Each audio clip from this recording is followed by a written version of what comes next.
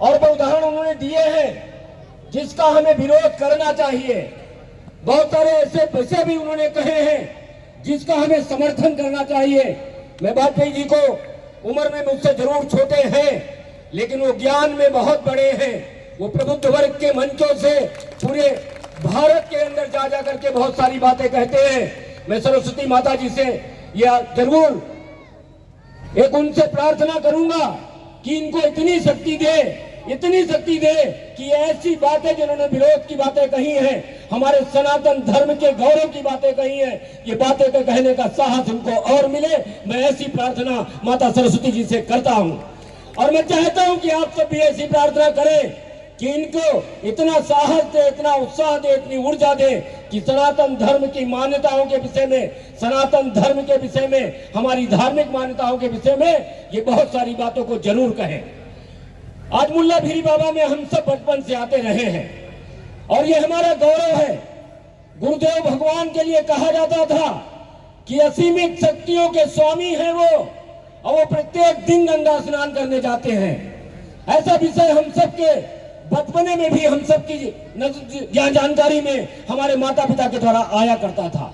निश्चित रूप से हम सबको इस स्थान के विषय पे एक ऐसे कार्यक्रम में बुला करके आयोजक मंडल ने, मोहित जी ने और इन सब लोगों ने हम सबको भी पूर्ण के भागीदार होने का मौका दिया है।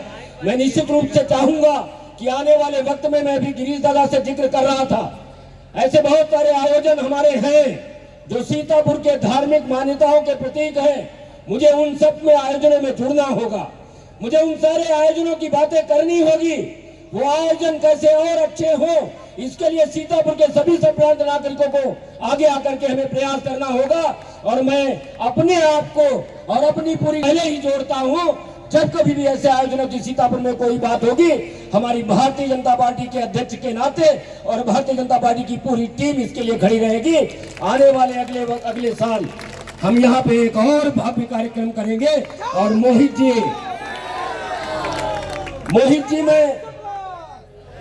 में पूरा विश्वास आपको दिलाता हूँ कि मैं भी आपकी टीम के कार्यकर्ता की भांत काम करके यहाँ पे पूरा प्रयास करूंगा।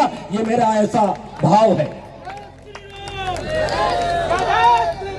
अभी बहुत सारे विषय, ये मंच प्रबुद्ध वर्ग का है, आयुष्य धार्मिक मान्यताओं का मंच है।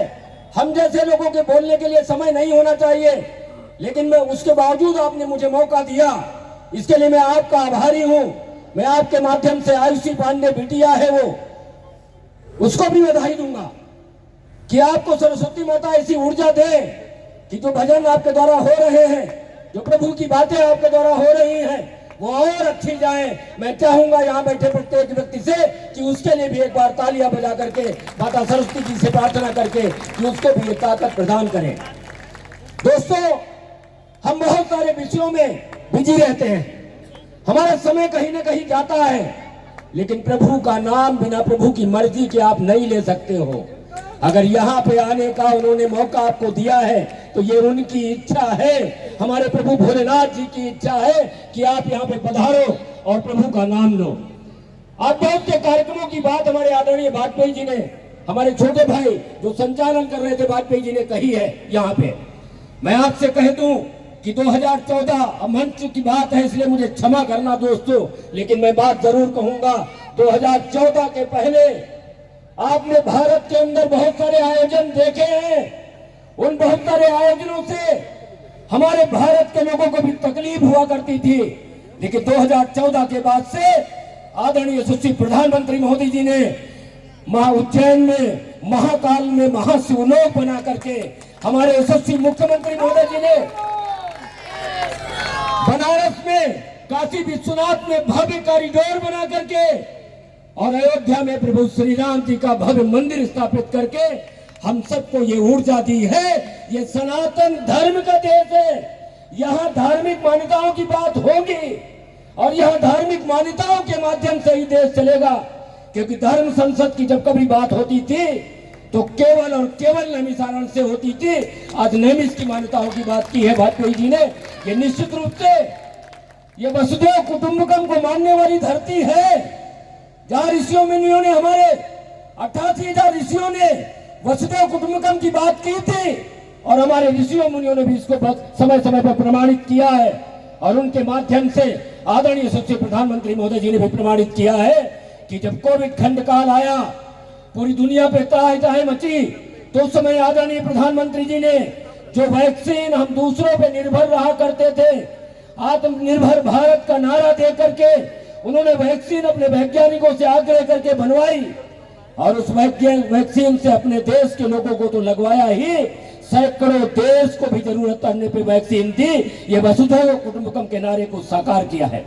मैं पुनः सभी सम्मानित यहाँ कवि महोदय, सभी सम्मानित हमारे संत, हमारे मुल्ला फिरी बाबा जो मंदिर है उनके संत, मैं सभी के चरणों में अपना मस्तक रख के प्रणाम करता हूँ और मैं चाहता हूँ कि आपका आशीर्वाद मुझे मिले और जो ये सनातन की परंपरा हमारे संगठन के द्वारा चलाई जा रही है, इसमें मैं कुछ अच्छा कार्य कर सकूं, इसके लिए आपसे आशीर्वाद मांगता हूं, इसके लिए आपका परामर्श मांगता हूं।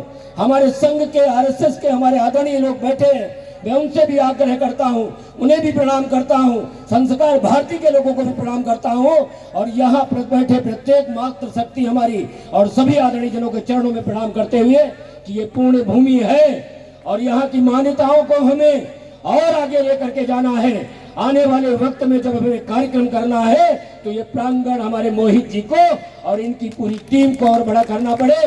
पुनः सभी को प्रणाम करते हुए, सभी कलाकारों को प्रणाम करते हुए मैं अपनी वाणी को विराम दूंगा, लेकिन एक गुस्ताखी करके जाऊंगा। मैं चाहूंगा यहाँ पे हर हर महादेव जी का जय घोष हो, प्रभु श्री राम जी का जय घोष हो, लेकिन इसके साथ साथ आदरणीय हमारे बड़े भाई गिरीश मिश्रा जी बैठे हैं, मैं चाहूंगा कि मेरे बाद उनका संबोधन जरूर हो, क्योंकि ये फिर गलत बात हो जाएगी कि मुझ जैसे एक सामान्य से कार्यकर्ता को आपने यहाँ कर बोलने का अवसर दिया है।